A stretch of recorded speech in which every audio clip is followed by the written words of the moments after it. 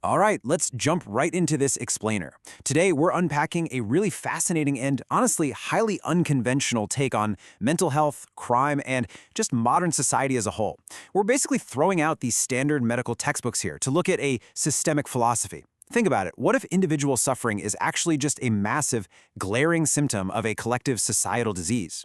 If you've ever felt like our current systems of punishment or medicine are, kind of missing the deeper point, this source material offers a radically different way of looking at human pain. So we began with this deeply human story from the source. Just imagine living underneath a young man diagnosed with schizophrenia.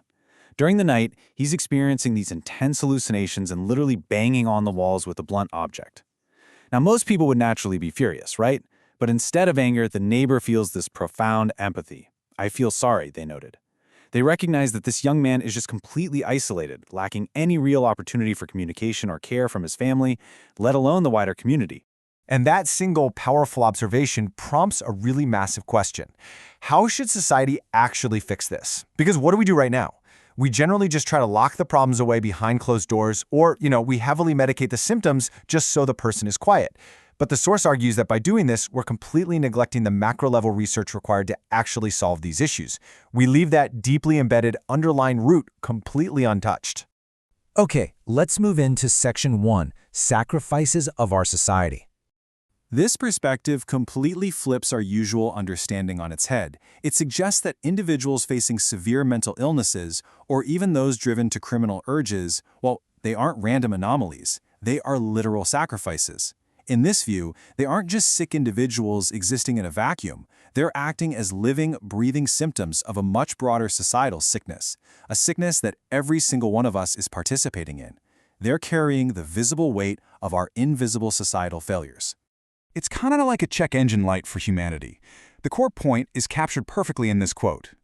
If that person wasn't sick, someone else would be made to be. Nature itself is generating a warning signal here. The idea is that if society is living incorrectly, nature is going to produce these tragic cases to force us to pay attention to our collective flaws.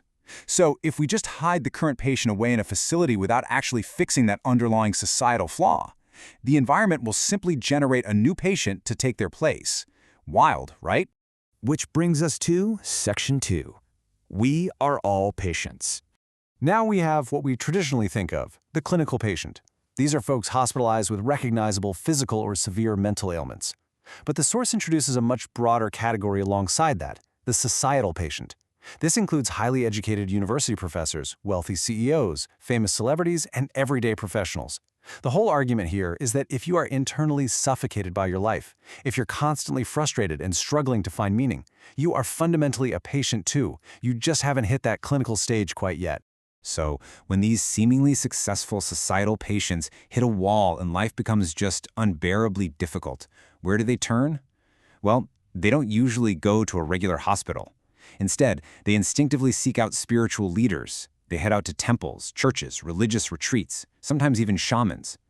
We instinctively look for energetic and spiritual healing when our societal lives break down, basically searching for answers that traditional medicine simply cannot provide. Let's look at Section 3, Edification, not imprisonment. The source argues that the very concept of a modern prison is just fundamentally flawed. Instead of places of mere punishment and isolation, they need to be edification centers. Imagine a dedicated research facility where society actively works with inmates. The goal wouldn't be to just lock them in a tiny cell, but to actively study the root causes of their behavior, to help them deeply understand their past actions, and educate them on how to reintegrate and live a whole, functioning life. Because without that root cause edification, our current prisons fail entirely. In fact, the source points out a pretty dark irony. Inmates often casually refer to prison as going to school, and tragically, they mean it literally. Without any deeper guidance, they just use the time inside to network with other criminals, figure out exactly why they got caught, and learn how to commit much larger crimes the next time around. The system isn't curing anyone. It's literally just creating a revolving door of escalating offenses.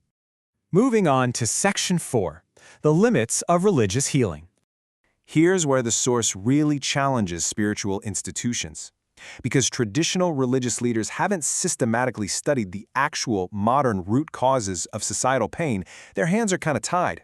When a societal patient comes to them, they can offer temporary comfort, sure, But without a real cure for the root cause of that individual's deep frustration, the person inevitably steps back into society, maintains the exact same thought patterns, and simply repeats the same mistakes over and over again. And that brings us to Section 5, the true purpose of bowing. Now, we usually think of bowing as this peaceful, meditative practice, but this philosophy frames it entirely differently. It sees it as a literal, physical discipline.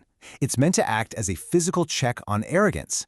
It's designed to force arrogant individuals, people who have stubbornly raised their heads in society thinking they know best despite their repeated failures, to literally and repeatedly lower themselves to the ground. And notice how the physical tool escalates based on human stubbornness. It starts small, just 3 bows for a minor mistake. But if the behavior continues without internal change, it demands 7 bows. Then it jumps all the way to 108 bows for deep-seated arrogance. And finally, a grueling 3,000 bows. The source notes that 3,000 bows is actually a modern extreme. It's necessary today because people are far more stubborn than in the past, where you might only be given a few chances before facing real, severe consequences. But let's zoom in on that third step for a second, the famous 108 bows. There is a very specific, highly structured math behind this number that reveals a whole lot about how this worldview understands energetic accountability. According to the source, one generation is represented by the number 36, so completing 36 bows equates to clearing the energetic debt of one generation's mistakes. Multiply that by 3 generations, and you get exactly 108 bows. It's not just some random sacred tradition. It's a mathematical representation. It's this physical, bodily representation of a deep, generational apology for living incorrectly and passing down those exact same flawed behaviors. So how do we actually fix all of this? Well, the source outlines 3 holistic solutions. First, governments absolutely must fund state-sponsored research into these root societal causes, rather than just reacting to the symptoms over and over. Second, we need a total overhaul of prisons into true edification centers focused on real healing and education. And third, and perhaps most radically, society needs to drop its prejudices and share knowledge across the board. That even means collaborating with unconventional practitioners like shamans to uncover the unseen energetic causes of human suffering. This leaves us with a pretty provocative question to consider. As we watch the rising tides of mental illness, crime, and everyday societal frustration, are we ready to truly examine our collective sickness? Or are we just going to keep building more prisons, prescribing more medications, and demanding more bows, all while the root of the problem quietly continues to grow? Thanks for joining us on this explainer, and we'll catch you next time.